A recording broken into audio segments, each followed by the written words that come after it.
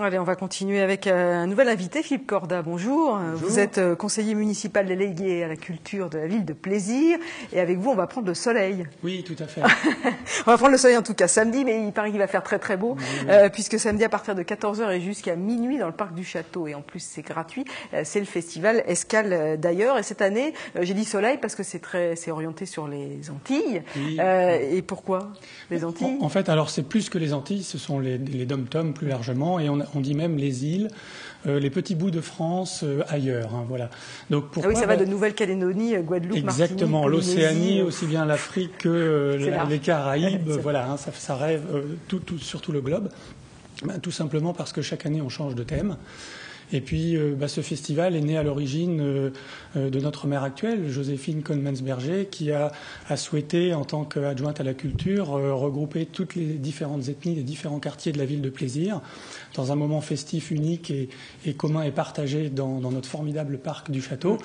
Et bien sûr sous le soleil, plutôt que d'assister à des petites initiatives locales, plus modestes et puis pas très fédératrices. Alors ça veut dire qu'on pourra voir quoi? Il y a plein de stands, hein, il y a plein de choses. Oui. Le programme est très large. Effectivement. On ne va pas tout dire, mais en gros, pour donner un peu l'esprit. Alors en gros, on y vient en famille parce qu'on y va dans le pôle jeu pour les petits, les tout petits. Il y a de la musique, il y a de la danse, il y a des arts visuels. Il y a une exposition formidable aussi d'Annie Rosiès sur ce qu'elle a pu voir et faire quand elle était en Océanie.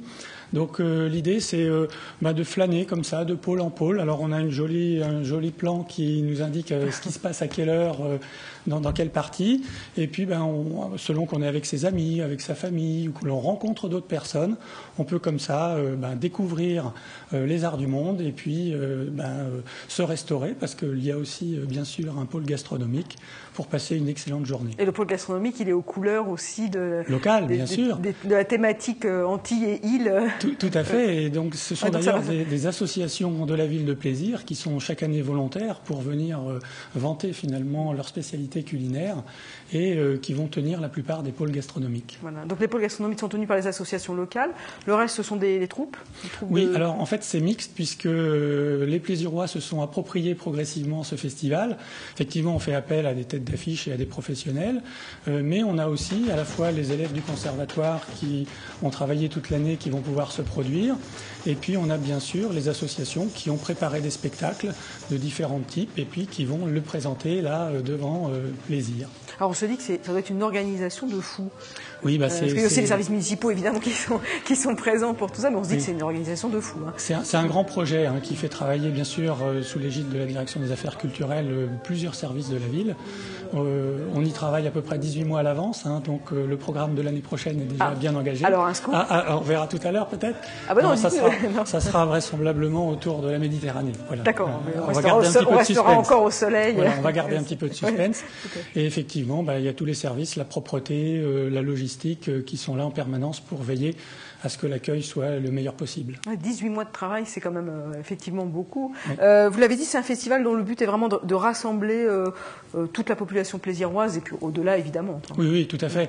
Alors, bien sûr, ça partait au départ des différents quartiers et des hameaux. Vous savez, Plaisir est une ville quand même assez étalée, avec une cinquantaine d'ethnies différentes. Donc, c'est aussi enrichissant de partager tout ça.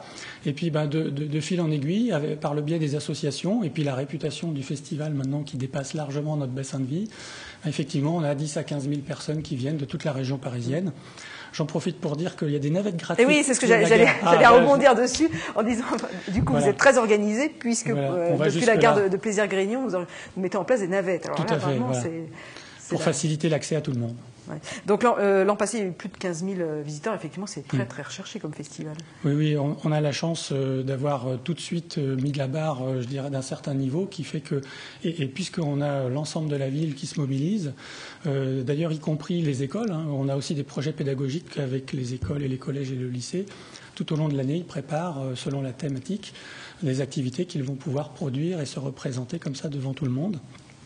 Donc globalement, cette dimension a fait que ça a eu beaucoup de succès assez rapidement. Et vous savez combien d'artistes seront présents samedi? Je ne vais pas vous poser non, des centaines. Piège, mais des centaines. Et les nombres d'associations aussi représentées, c'est pareil, c'est une question piège, mais ça se compte par plusieurs dizaines. C'était pas volontaire de ma part.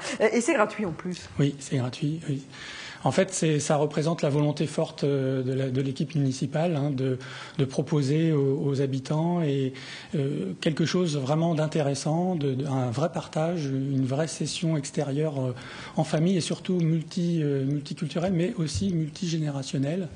L'idée, c'est qu'on y aille avec grand-papa, grand-maman, avec les enfants, avec les amis, les voisins, et qu'on découvre un petit peu des choses qu'on ne connaît pas, par l'échange et par le côté festif de la manifestation. Et est-ce que pour cette manifestation-là, en l'occurrence, est-ce qu'il y a des nouveautés par rapport aux éditions précédentes ou on reste sur le même programme? Pas directement, on retrouve à peu près toujours ces 3-4 pôles principaux, danse, musique, jeux pour les enfants. Il y a des déambulations, des marionnettes. Par contre, on travaille avec Madame le maire pour qu'à partir de l'année prochaine, on ait peut-être quelques nouveautés. On n'a pas encore bien défini ça.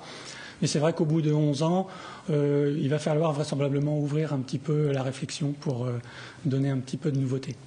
D'accord. Ouais, ok. C'est la 10e édition, là. La 11e. La 11e, pardon. C'est voilà. la 11e édition. Et effectivement, le fait que Joséphine Colson-Berger, qui était la maire adjointe à la culture, soit devenue maire de plaisir.